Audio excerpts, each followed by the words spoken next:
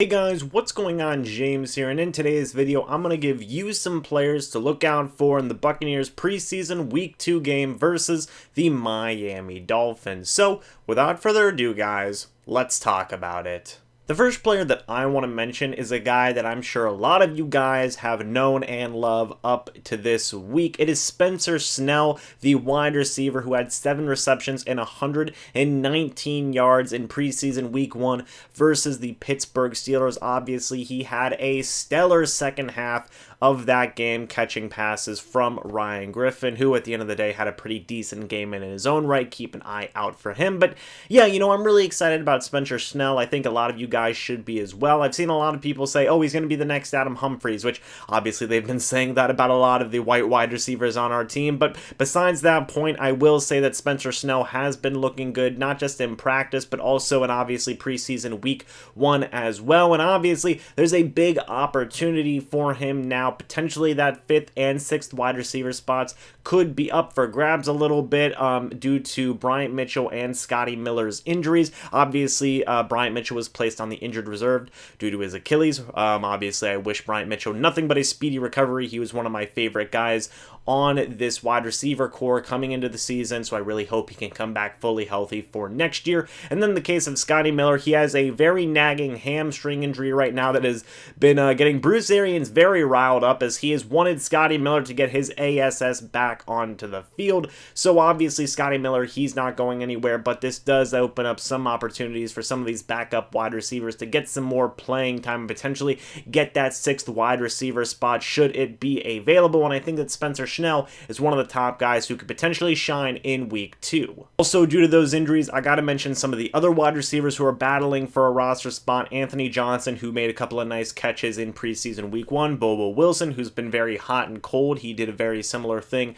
in preseason Week 1. Again, very hot, very cold. DeMarcus Lodge, who's been getting better and better every day. And also Cortrell Simpson, as well as the other wide receivers that are on this roster right now. The injuries to Bryant Mitchell and Scotty Miller have definitely opened up some opportunities for all of these guys along with Spencer Snell, and they are also guys that you should keep an eye on. More offensive targets real quick I want to talk about is first Tanner Hudson. Obviously 7 catches, 84 yards, and a touchdown in preseason Week 1. Phenomenal one-handed grab in the end zone to score a touchdown for his team. He looked absolutely awesome. Take a look at him, and also take a look at Anthony Auclair, who we didn't see a lot in preseason Week 1. It was mainly Tanner Hudson, and I know people have been saying, the Bucs media and whatnot, oh, it's Anthony Auclair, it's him, he's going to be the 3rd tight end. Seriously, don't count out Tanner Hudson, and also don't count out the possibility of the Buccaneers carrying 4 tight ends. That could totally happen. But obviously, Tanner Hudson, he's going to look to continue his momentum from preseason Week 1,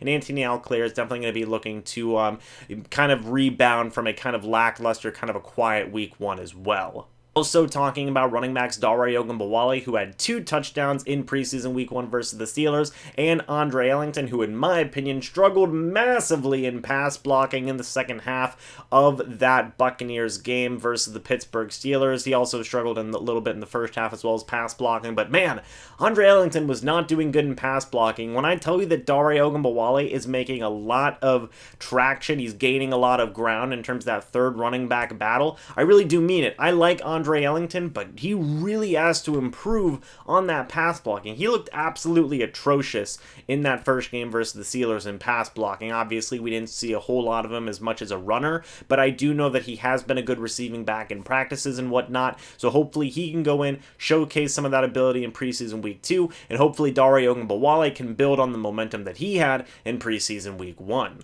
Finally, the last position group I want to talk about is the backup offensive line on the offensive side of the ball, at least.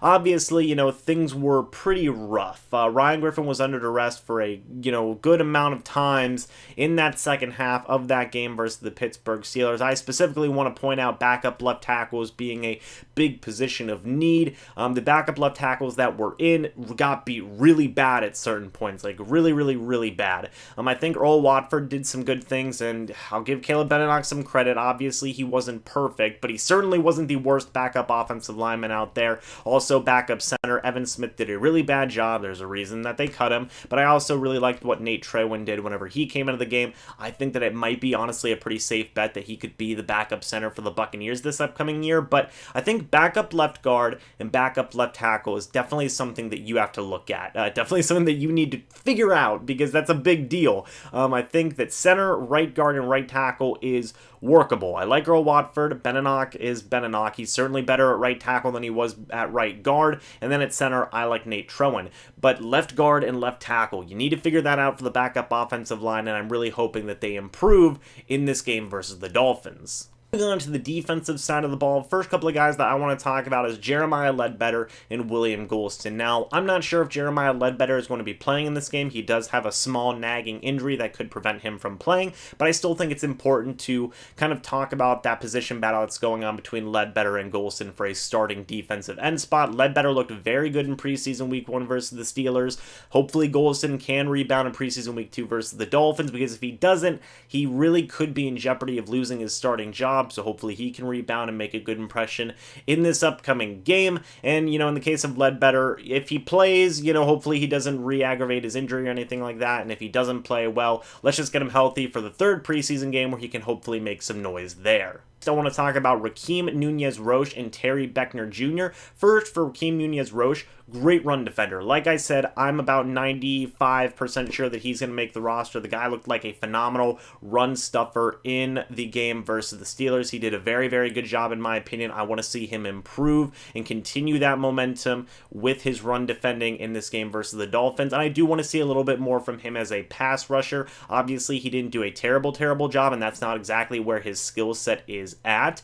It's more in the run defense, but I do want to see a little bit of a more balanced approach from Rakeem Nunez-Roche. But so far, I've been hellaciously impressed with him. I think that he's a phenomenal rotational piece on that defensive line for the Buccaneers. Could he start? Hey, maybe, we're just going to have to wait and see, but I really like him as a run defender. And then in the case of Terry Beckner Jr., obviously the most recent 7th round draft pick for the Tampa Bay Buccaneers, I need to see something from him. I need to see what he can do as a run defender and as a pass rusher. He had a couple of moments where he looked pretty good in the run defense, and maybe he had a pass rushing moment here and there in preseason week 1, and I want to see him build on that momentum, because right now he is a former draft pick. Obviously 7th round isn't anything crazy, but I need to see more from him. I want to see him get a little bit more pass rush pressure. I want to see him get a little more stops in the run. I think him and Rakeem Nunez-Roche had a good preseason week 1, and I want to see them have an even better preseason week 2. Finally, I want to talk about the middle linebackers and the defensive side of the ball. I want to talk about Jack Sitchie, Kevin Minter, and Deon Buchanan. First, Jack Sitchie, this is going to be his playing debut since he tore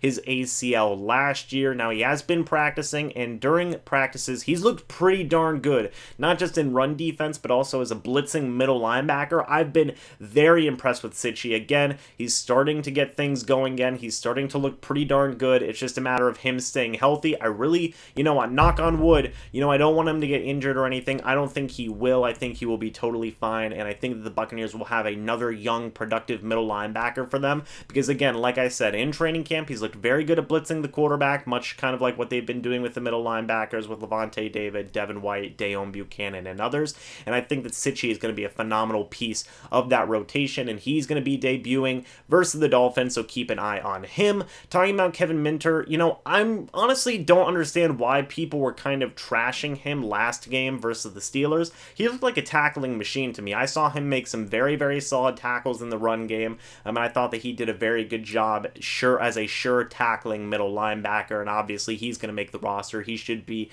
a very big part of the linebacker rotation that the Buccaneers are going to be using this year, and I just want to see him continue to be the sure tackler that he was in week 1. Talking about Deon Buchanan again, had a very good preseason week 1 versus the Steelers. He had 1 sack, 1 tackle for loss. He's also very much like Kevin Minter, a very sure tackler and a pretty darn good blitzer at that. I want to again see him continue to work and continue to grow on the momentum that he had in preseason week 1. We honestly might be seeing him playing a little bit of safety considering the injuries at the position right now, with Mike Edwards getting hurt and a couple other guys at that position group getting hurt, Dakota Dixon going on the IR, etc., etc. The Bucs also just recently cut a safety to sign a wide receiver, so we could be seeing Dale Buchanan play a little bit of safety, which would be fine for me. I want to see him play a little bit of safety and see how he does. That's obviously where he started his career in Arizona as a safety and then made the transition down to linebacker, and he's been going back and forth ever since as a money backer, whatever you want to call it. So again, I want to see Dale Buchanan continue his momentum at linebacker, and I also want to see him play a little bit at safety just to see what he can do there as well. Finally, guys, special teams, Matt Gay versus Cairo Santos. You guys already know the drill at that point. Both of these guys have been looking absolutely phenomenal, to the point where a lot of people are speculating as to whether or not the Buccaneers are going to carry 2 kickers or not. Could happen, could not happen. I've literally gone on both sides of the argument. I've been very wishy-washy about the situation so far. I could see it happen. I could see it not happen. We're just going to have to wait and see. I think at the end of the day, the Buccaneers could potentially trade Cairo Santos to a team who might need a kicker. There are plenty of teams out there who could use a guy like Cairo Santos, and there was just a trade that was recently done where the Minnesota Vikings gave up a 5th-round pick for the Baltimore Ravens backup kicker, so I think if the Buccaneers could get a 5th for Cairo Santos, I don't think anybody would complain, because so far, like I said, Matt Gay has looked good, and also Cairo Santos has looked good. But obviously, Matt Gay, he's the 5th-round draft pick. You got to assume that things are in his favor right now. But who knows? Maybe the Buccaneers could carry 2 kickers, and this whole position camp battle could be completely meaningless. But we're just going to have to wait and see. I want to see both these guys make some kicks versus the Dolphins. But guys, that's pretty much it. Let me know what players you guys are looking out for in preseason week 2